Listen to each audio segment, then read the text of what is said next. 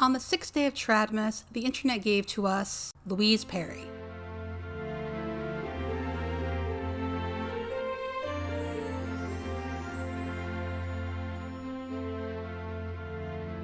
Hello, and welcome to the 12 Days of Tradmas. If you're new around here, my name is Kit, and Tradmas is a series I do in December where I talk about the harmful beliefs and ideas promoted by certain influencers, content creators, and so on. Basically, my normal content, but more of it and with a festive flair. And today, we're discussing Louise Perry. In June, Louise Perry gave the Diary of a CEO's Channel an interview, and this is how they describe her. Louise Perry, journalist, author, and podcast host. She is renowned for her views on topics such as sexual politics and the impact of modern feminist movements. So basically, she's renowned for her opinions. Not a bad gig, but that still doesn't make her a sexpert. And more to the point, she's renowned for her opinions because they seek to restrict women, which people really like for some reason. But I am very grateful for this interview because I've been working on a review of her book, The Case Against the Sexual Revolution, all year, and so far my review is 17 pages long, and I had 4 more chapters to go. This video should be easier, though I am disappointed the host, Steven, didn't see fit to include any sources in the description. But now that I'm thinking about it,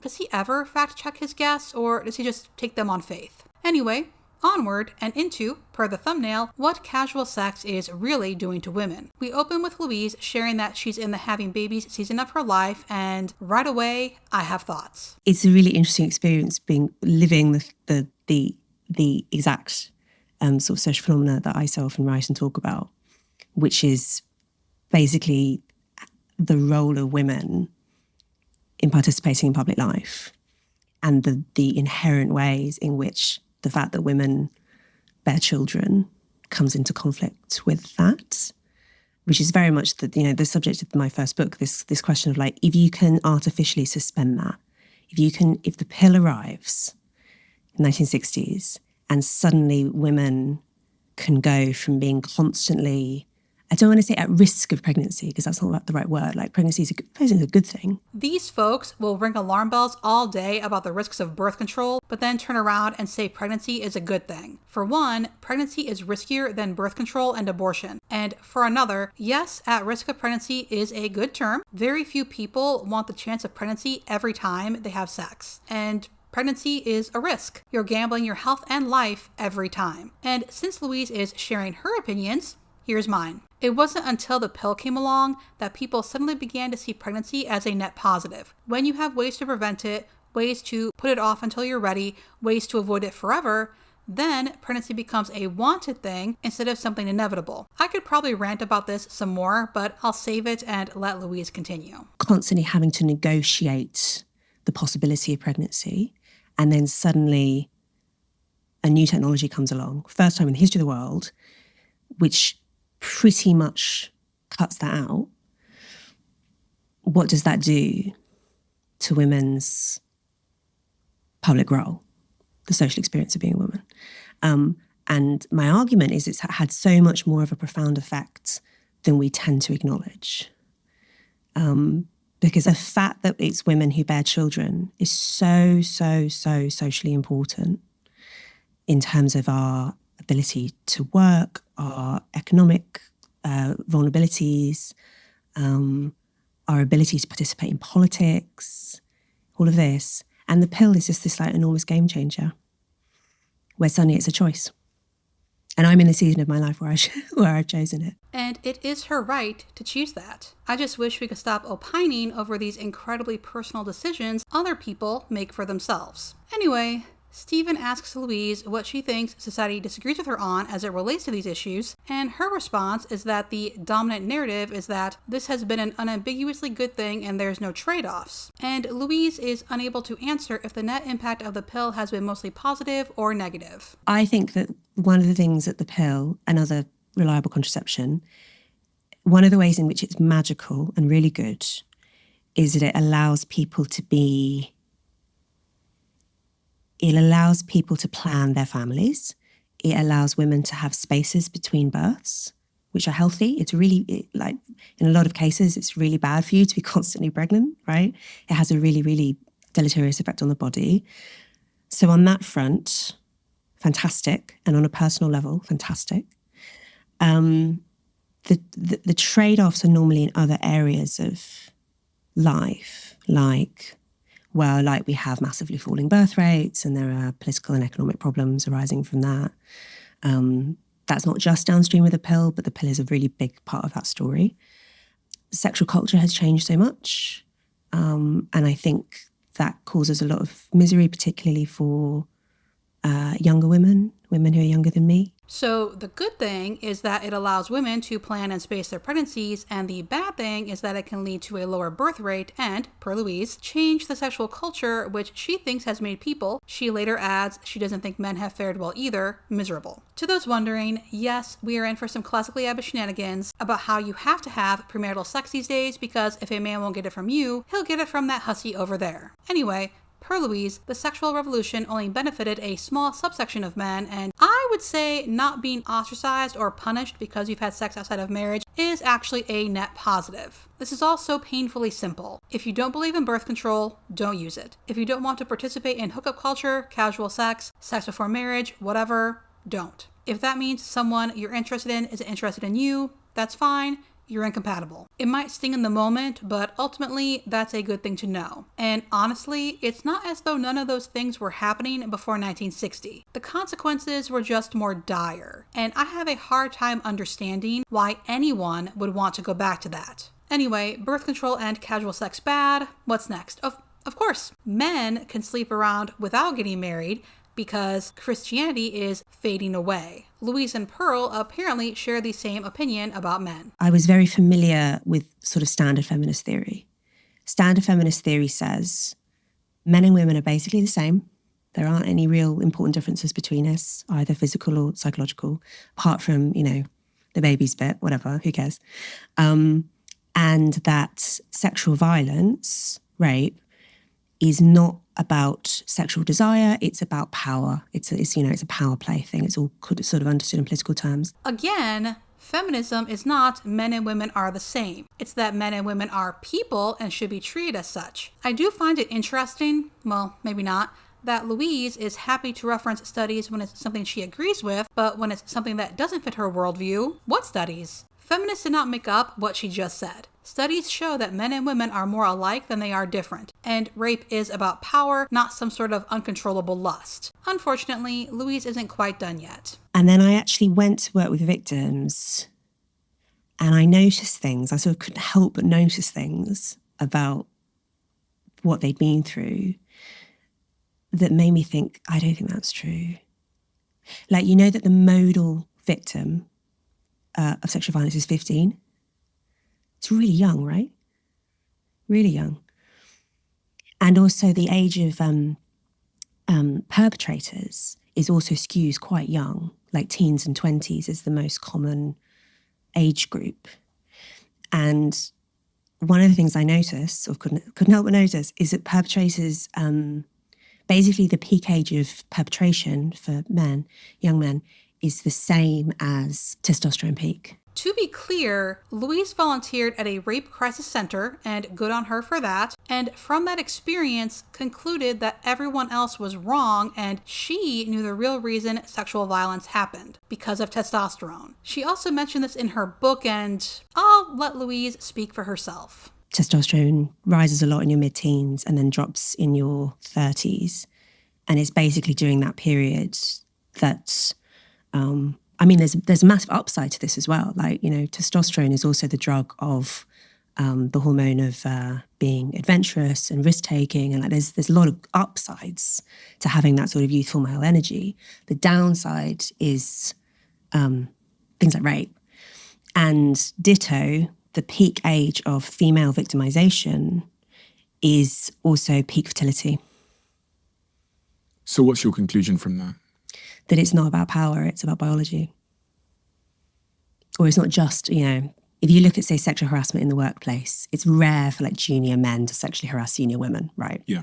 So there clearly is an element of people as sort of making decisions based on social power structures and so on.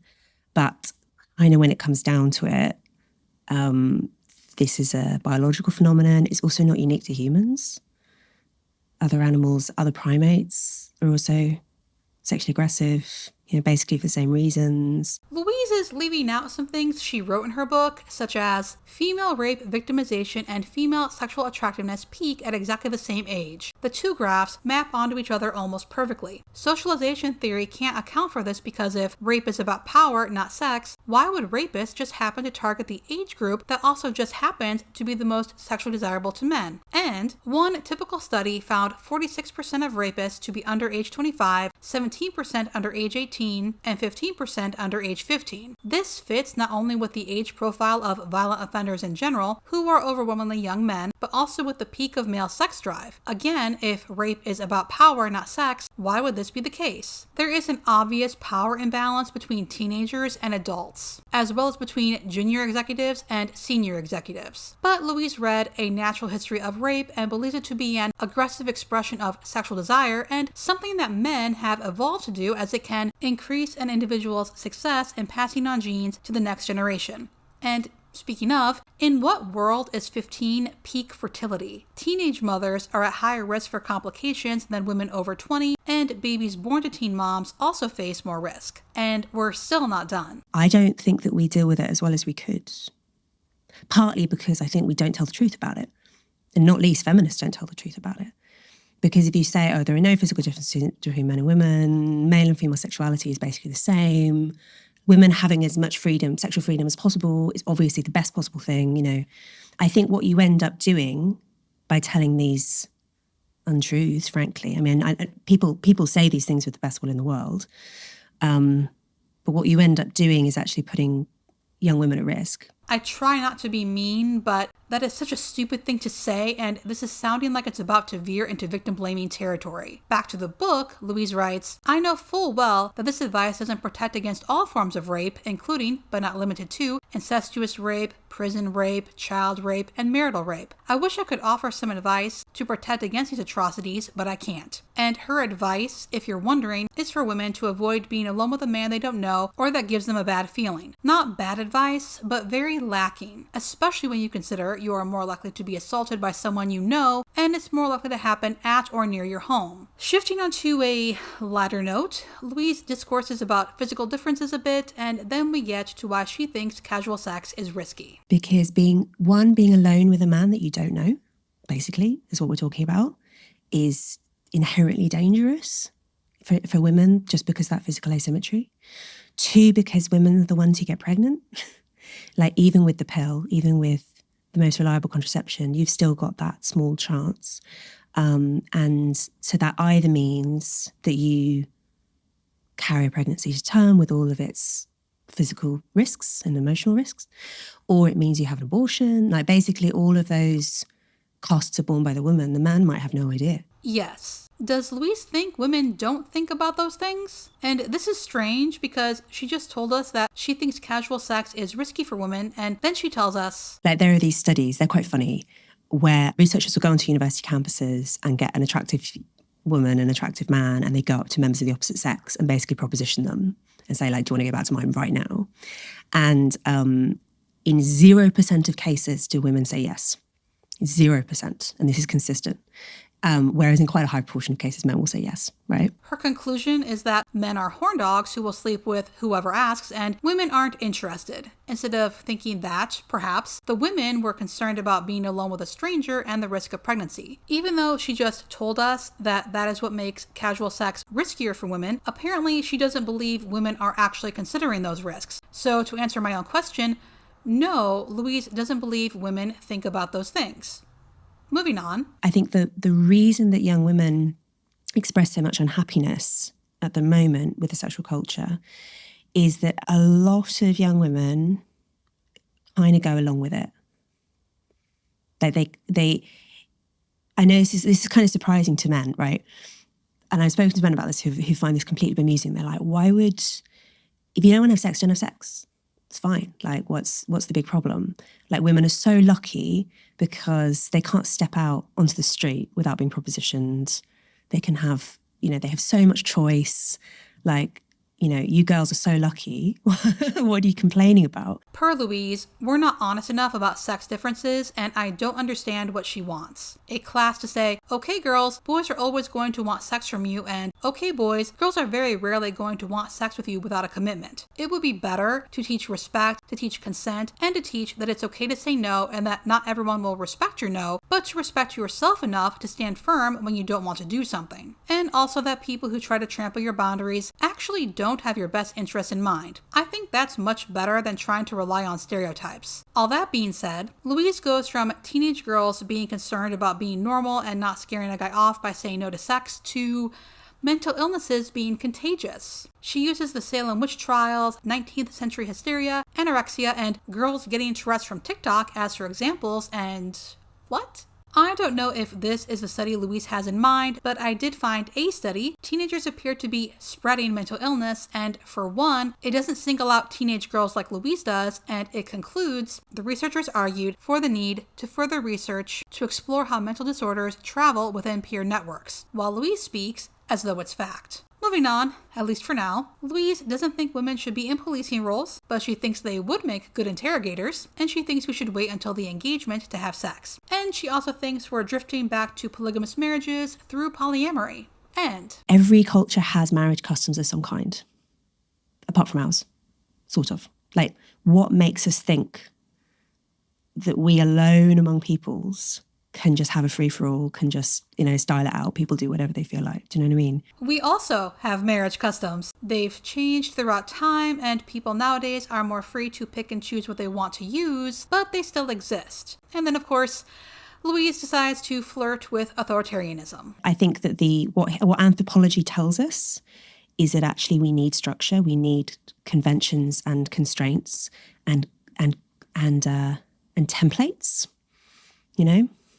And those will sometimes feel restrictive, and there will sometimes be people for whom they don't work very well. Now, you might be wondering why Louise thinks people need restraints. And, I don't remember this being in her book, but perhaps she's expanding her studies such as they are. But I think the idea we can just do without them is not true. I mean, going back to the polyamory thing, if you look at dating app data, sometimes people exaggerate this effect a little bit, right? But there is a tendency for basically very attractive men, high status men, the Hugh Hefners, right, to do really well on dating apps, to get a lot of attention from a lot of women, and then for the bottom chunk of men in terms of attractiveness to get none, to just get no matches whatsoever.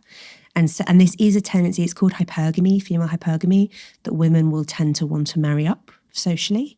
So they'll want to marry a man who is richer than them, better educated than them, more successful than them, etc.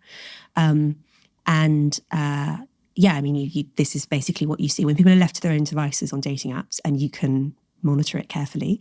That is basically what people do. Is it really a shock to find out that attractive people, regardless of their sex, get more attention? That 80% thing is from a 2009 blog post about OkCupid users, which shows that the most attractive women get a ton of messages, even more than the most attractive men. But honestly, considering the gender split on dating apps, I don't think it's really possible to get good data from them. Not to mention, I would be willing to bet that how we date on apps is very different from how we ordinarily date. We don't usually present with a picture and a few keywords about who we are. And as for hypergamy, studies show that as societies become more gender equal, people tend to seek similar qualities in each other. And I was going to say, we'll see, but as the world seems determined to actually take several steps back when it comes to women's rights, well. And I don't know what Louise has been reading, though it sounds like red pill rot, but I don't think she's very familiar with anything she's trying to talk about. And the problem you end up with is that